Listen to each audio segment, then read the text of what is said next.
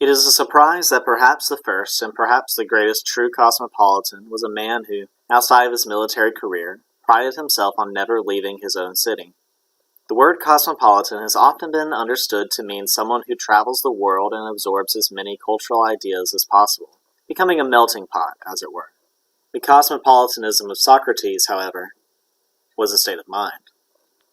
Socrates' life took an important turn when his friend came back from Apollo's oracle at Delphi with a puzzling prophecy. His friend had asked the oracle who the wisest man in the world was. The response was Socrates. Socrates, who considered himself the least wise of all men, was greatly confused, and yet the god could not be wrong. He went about and questioned a great number of diverse peoples, testing the god's prophecy. All those who proclaimed themselves to be wise, he found to not be wise, for even he could disprove their notions on a wide range of subjects. Yet he could not prove his own notions either, although he never claimed he could. He realized that he was indeed wiser than anyone he met, inasmuch as he knew that he was not wise. He remarked that the god had made a joke, that Socrates had the only kind of wisdom available to humanity, the recognition of ignorance, intellectual humility. His human wisdom is the foundation of cosmopolitan thought and action. It breeds an intellectual openness that allows for multiple perspectives. His process of investigating truth, the Elenchus, forced his interlocutors to abandon preconceived notions and begin, as it were, from a mental blank slate.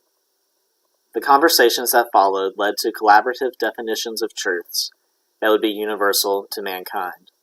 If cosmopolitanism is the pursuit of that which is uniquely and universally human, then Socrates' human wisdom is the key to it, and his Elenchus the method. In his Greek world, the polis, the city-states, were the peak of human society, and being a citizen was of the highest value. Socrates was a devout and intense lover of Athens. However, his Elenchus forced him to criticize his home, from its statesmen to its lowliest workers. He described himself as a gadfly poking and prodding the great horse of the city out of its slumber and into, as it were, racing condition. The Athens of his day did not appreciate dissent, however. Unfortunately, Socrates' criticisms harmed many influential persons' reputations.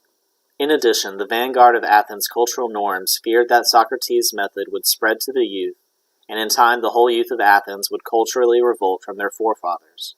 For all his good intent, Socrates was put on trial for corrupting the youth and sentenced to death. His career was one of questioning his own conceptions and those of his culture, and an attempt to find the universal truths applicable to all mankind. His conception of human wisdom was the foundation of cosmopolitanism, a cosmopolitanism not of travel or unity, but of understanding. Famously, he declared in his defining moment that the unexamined life is not worth